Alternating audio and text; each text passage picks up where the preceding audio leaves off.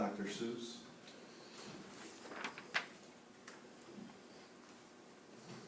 And the Grinch thought of something he hadn't before. Maybe Christmas, he thought, doesn't come from a store. Maybe Christmas perhaps means a little bit more. This quote from Dr. Seuss, some of you may be familiar with it from either the book or the 1966 animated Christmas special, or even from the 2000 scary movie. Dr. Seuss always thought to inspire with his words. He took up to a year to write a book on some occasions. But I want to tell you a little bit about the man, not so much about the books. So we're going to go a little bit into it. What's in the name?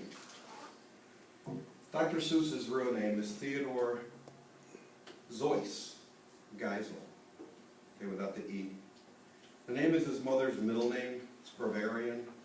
The actual pronunciation is a little bit rhymes more with voice than with juice. But how that came to be, how that pronunciation came to be, I'll get into it a little bit. First I want to talk about Ted Geisel here. He's in college. He attended Dartmouth. The night before Easter in 1925, him and a couple of his friends got caught drinking bootleg gin by the chief of police. For some of you who don't know, this is prohibition, which means alcohol is outlawed in the United States. At the time, Ted Geisel was the senior editor of the Dartmouth humor magazine called the Jack-o'-lantern.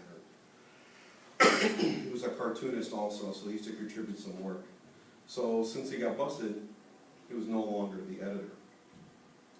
So what he did though is he started to contribute under a pseudonym, which you can barely see here, which is Seuss, or T. Seuss. The doctor title came a little bit later. While he wasn't a real doctor, he was given an honorary PhD from Dartmouth years later. Okay. This is Dr. Seuss's first published book. Actually wasn't going to get published. It was rejected 27 times. He was on his way home. Well, let me back up a little bit. The number's a little bit fuzzy. He sometimes exaggerates the number a little bit, but most people agree that the actual number is between 25 and 27. On his way home, after getting rejected the last time, he was walking down Madison Avenue. He was actually on his way back to his apartment to burn the book, because he figured maybe I shouldn't be writing. When he ran into his college friend, a gentleman by the name of Mike McClintock, who was working for Vanguard Press at the time. As a matter of fact, he had just got the job.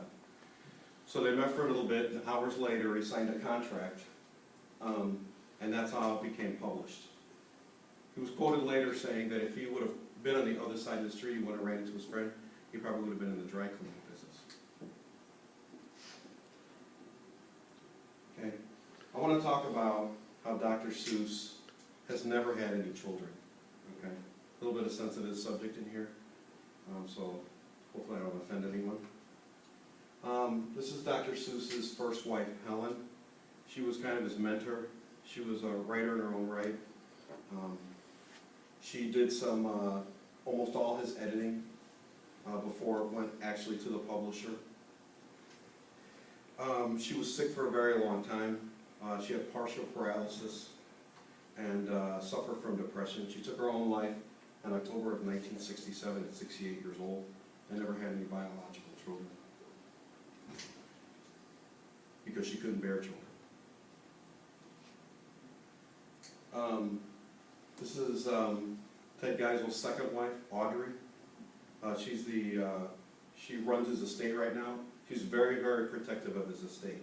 So you don't see many things with Dr. Seuss's name on it. Even though they didn't have any children, he did stepfather her two daughters.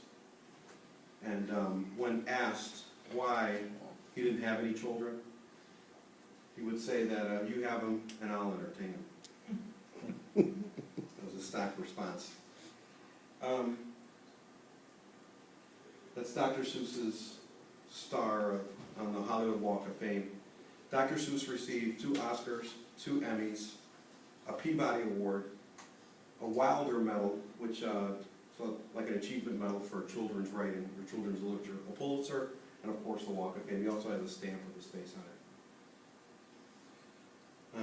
September 24th, 1991, fortunately Ted Geisel died of oral cancer. His final words were, "We can do better than this." Even with his final words, he sought to inspire us. That was always the goal with Mr. Geisel. When he originally started writing books, books were about memorization. He thought, I can do better than this. And I think if anyone has ever read his books, I think he did a very good job. And I hope that, these words inspire you, and I hope my speech has been informative. Thank you.